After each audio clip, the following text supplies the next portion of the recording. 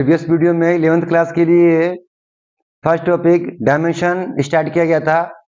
हम लोग देख रहे थे कि बेसिक क्वांटिटीज पर कौन कौन सी पावर लगा दी जाए ताकि वो एक्सप्रेशन किसी अन्य ड्राइव्ड फिजिकल क्वांटिटी का यूनिट शो करना चालू कर दे। इसे हम लोग कहते हैं डायमेंशन या डायमेंशनल फॉर्मूला कहते हैं। ठीक ना, दो चार लोग का डायमेंशन का लिखे भी थे। आज भी हम लोग ये देखने जा रहे हैं dimension of some physical quantities. कुछ फिजिकल क्वांटिटीज का हम लोग डायमेंशन पढ़ने जा रहे हैं। ठीक ना, जैसे कि वर्क क्या होता है जी, फोर्स इनटू डिस्प्लेसमेंट।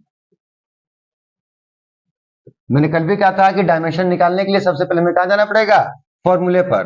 कल निकाला गया था फोर्स का डायमेंशन, क्या मिला था हम लोग को, mlt-2। ये हो गया फोर्स का। और डिस्प्लेसमेंट क्या हो गया, एल।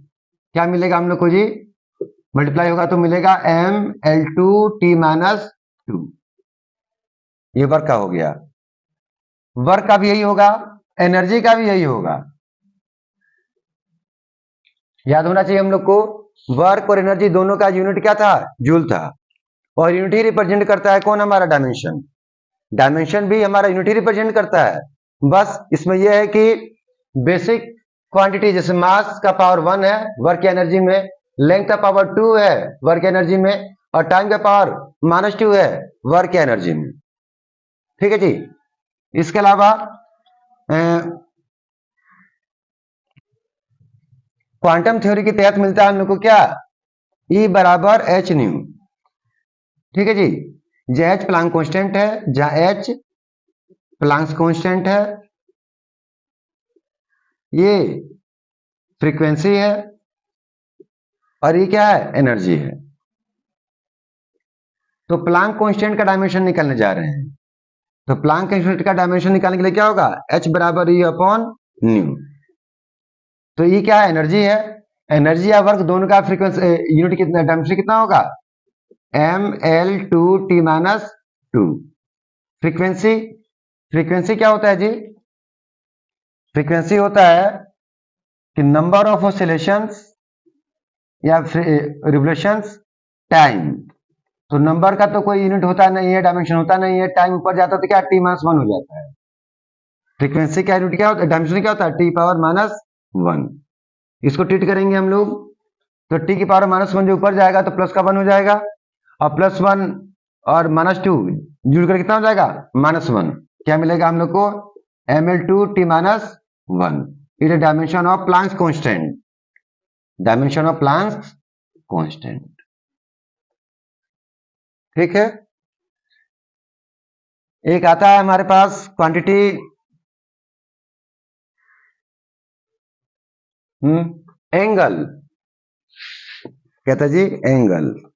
एंगल क्या होता है, फॉर्मूला आर्क अपॉन रेडियस। तो आर्क भी एक तरह का लेंथ है और रेडियस भी एक तरह का लेंथ ही है। तो क्या हमने डायमेंशन, m की पावर 0, l की पावर 0 और t की पावर 0। मतलब कि एंगल हमारा क्या है, डायमेंशन लेस फिजिकल क्वांटिटी है। एंगल का यूनिट है, मैथ वाले में आपने डिग्री में और फेस वाले में आपने रेडियन में।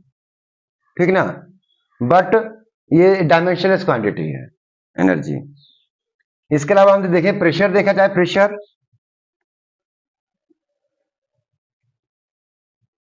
क्या था, फोर्स अपॉन एरिया। तो कल ही निकाला गया था फोर्स का कितना था डायमेंशन, mlt-2। mlt-2 एरिया का डायमेंशन कितना होगा, एल का स्क्वायर। मतलब एरिया में होता है लेंथ इंटू ब्रीथ ना, तो लेंथ भी को लेंथ ही है और ब्रीथ भी एक लेंथ ही है, तो एल के पावर 2 हो जाएगा। इसे ट्रीट करेंगे तो एल के पावर 2 ऊपर जाएगा तो -2 बन जाएगा, और +1 वहां पर है तो बनेगा ml power -1 t-2। This is the dimension of pressure. ठीक है जी। प्रेशर के बाद मोमेंटम भी एक क्वांटिटी था, मोमेंटम याद हो हम लोग को, मोमेंटम भी एक क्वांटिटी था।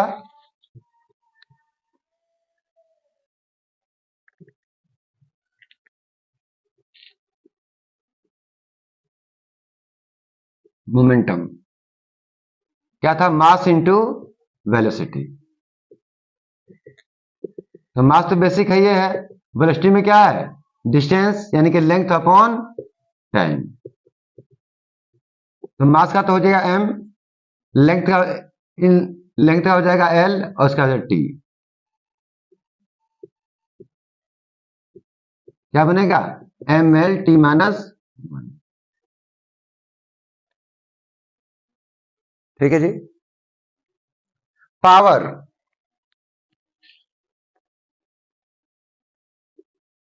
क्या होता है power? Work done upon time taken, work upon time. तो वर्क अभी निकाला गया था क्या? ml two t minus 2। Time में कितना होता है? t। तो माइनस का ऊपर जाएगा माइनस 1 हो जाएगा, क्या बनेगा ये?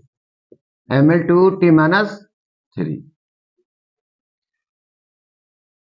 ठीक है जी। और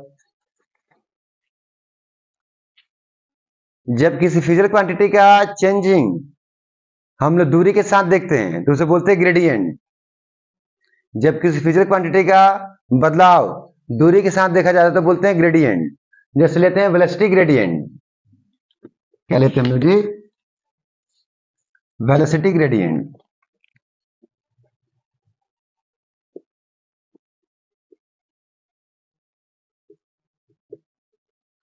यानी कि वेलोसिटी अपॉन लेंथ। तो वेलोसिटी होता है एल टी माइनस 1 और लेंथ का होता है क्या? एल। ऊपर जाएगा तो क्या? माइनस 1 जाएगा, पावर प्लस 1 ऊपर है, माइनस 1 नीचे जाएगा तो क्या हो जाएगा? कट के वो 0 बचेगा टी की पावर माइनस 1, की पावर माइनस। ठीक है जी। इलेक्ट्रिक करंट का निकालते हैं। इलेक्ट्रिक करंट का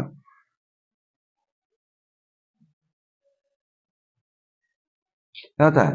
आई होता है। तो V बराबर आई आर के हिसाब से क्या होगा? आई बराबर V अपॉन आर। V क्या होता है जी? Work done upon charge.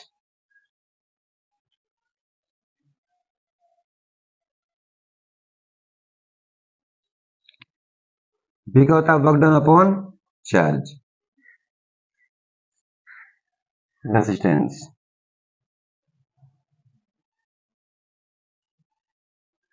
V upon I होता है ये।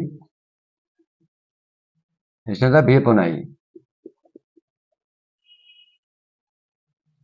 तो W अपन Q ऊपर हो जा रहा है। V का वैल्यू फिर के W अपन Q होगा। W अपन Q और I है नीचे की ओर। ठीक है जी। तो W इंटू क्यू इंटू आई ऊपर की ओर हो जा रहा है और W अपन Q नीचे की ओर हो जा रहा है। ठीक है। तो W से W कट जाएगा, Q से Q कट जाएगा, क्या बचेगा? I। हाँ, तो बेसिक फिजिकल क्वांटिटी है, बेसिक फिजिकल क्वांटिटी है। ठीक ना? इसका वही रह जाएगा डायमेंशन जो उसका सिंबल था। बल्कि हमने बोल दिया पोटेंशियल का, पोटेंशियल का निकालना चाहिए हम लोग को। तो क्या रहेगा? W upon Q। W था वर्क डन यानी energy, ml two t minus 2। और चार्ज होता है Q। Q बराबर होता है IT। I बराबर होता है Q अपॉन T। तो Q बराबर हो जाएगा IT। I भी बेसिक है और T भी बेसिक है, क्या हो जाएगा? I और T। ठीक करेंगे, इससे क्या बनेगा? M L की पावर 2 T की पावर, ये माइनस, ये प्लस 1 था, ऊपर माइनस 1 हो जाएगा तो माइनस 3 हो जाएगा, माइनस 3 I की power minus 1। This is dimension potential, electric potential. अब यहां से रेजिस्टेंस का निकाला जाए तो ठीक रहेगा हम लोग के लिए। अब रेजिस्टेंस का निकाला जा सकता है।